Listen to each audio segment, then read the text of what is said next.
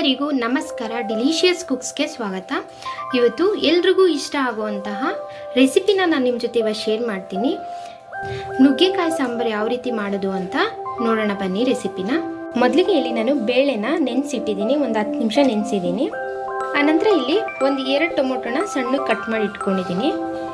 ಇದನ್ನೆಲ್ಲ ಒಂದು ಕುಕ್ಕರಿಗೆ ಹಾಕೊಬೇಕು. ಆನಂತರ ಈ ಟೊಮೊಟೊವನ್ನು ಕೂಡ ಹಾಕೊತೀನಿ. ಹಾಗೆ ಇದನ್ನು 2 ರಿಂದ 3 ವಿಷಲ್ ಹಾಕ್ಸ್ಕೊಂಬರೋಣ. ಆಲ್ಮೋಸ್ಟ್ ಅಲ್ಲಿ ಬೆಂದಿದೆ. ಇಲ್ಲಿ ಸುಮಾರು 4 ನುಗ್ಗೆಕಾಯಿನ ಈ ಥರ ಸಿಪ್ಪೆ ತೆಗೆದು ರೆಡಿ ಮಾಡಿ ಇಟ್ಕೊಂಡಿದ್ದೀನಿ. ಇದು ಸಿಪ್ಪೆ ತೆಗಿಲಿಲ್ಲ ಅಂದರೆ ಸಾಂಬಾರು ಕಹಿ ಬರುತ್ತೆ. ಈ ಎಲ್ಲ ನುಗ್ಗೆಕಾಯಿನ ಇದಕ್ಕೆ ಮಿಕ್ಸ್ ಮಾಡ್ಕೊಳ್ಳೋಣ. ಅನಂತರ ಇಲ್ಲಿ ಒಂದು ಈರುಳ್ಳಿ ಕಟ್ ಮಾಡಿಟ್ಕೊಂಡಿದ್ದೆ, ಇದು ಕೂಡ ಇದಕ್ಕೆ ಹಾಕೊಳ್ಳೋಣ. ಅನಂತರ ಇಲ್ಲಿ ಒಂದು ಆಲೂಗೆಡ್ಡೆ ಈ ಥರ ಕಟ್ ಮಾಡಿ ಇಟ್ಕೊಂಡಿದ್ದೆ, ಇದನ್ನು ಕೂಡ ಮಿಕ್ಸ್ ಮಾಡ್ಕೊಳ್ಳೋಣ. ಹಾಗೆಯೇ ಇದಕ್ಕೆ ಕೂಡ ಒಂದು 2 ಟೇಬಲ್ ಸ್ಪೂನಷ್ಟು ಸಾಂಬಾರು ಪೌಡರ್ ಹಾಕೊಬೇಕು. ಹಾಗೆ ಸ್ವಲ್ಪ ಅರಿಶಿನ ಹಾಕೋಣ. ಇವಾಗ ಇದಕ್ಕೆ 1 ಗ್ಲಾಸ್ ಅಷ್ಟು ನೀರು ಹಾಕೊಳ್ತೀನಿ.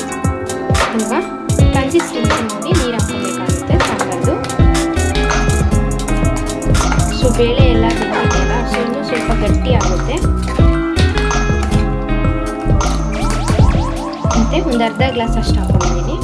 ಇವಾಗಲೇ ರುಚಿಗೆ ತಕ್ಕಷ್ಟು ಉಪ್ಪು ಹಾಕೊಳ್ತೀನಿ. ಮತ್ತೆ ಇದನ್ನ ಒಂದು ವಿಷಲ್ ಹಾಕ್ಸ್ಕೊಬಂದ್ರೆ ಸಾಕಾಗುತ್ತೆ. ಒಂದು ವಿಷಲ್ ಹಾಕ್ಸ್ಕೊಬರೋಣ.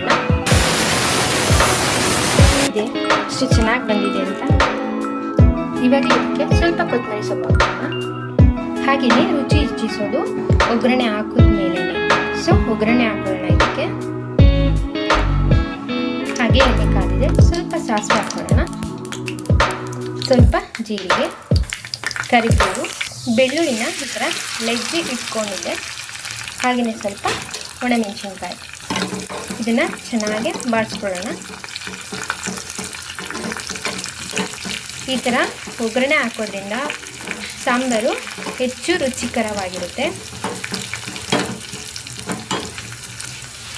ನೋಡಿ ಎಷ್ಟು ಚೆನ್ನಾಗಿ ಫ್ರೈ ಆಗಿದೆ. ಇದು ಸಾಕಾಗಿದೆ. ಇವಾಗ ಈ ಒಗ್ಗರಣೆ ಎಲ್ಲ ಮಿಕ್ಸ್ ಮಾಡ್ಕೊಳ್ಳೋಣ. ಈ ಸಾಂಬಾರು ಅನ್ನದ ಜೊತೆ, ಮುದ್ದೆ ಜೊತೆ ಅದ್ಭುತವಾದ ಕಾಂಬಿನೇಷನು. ಇವತ್ತು ನಾನು ಮಾಡಿದಂತಹ ಈ ರೆಸಿಪಿ ನಿಮಗೆ ಇಷ್ಟ ಆಗಿದ್ರೆ please share, like and subscribe. Thank you so much for watching.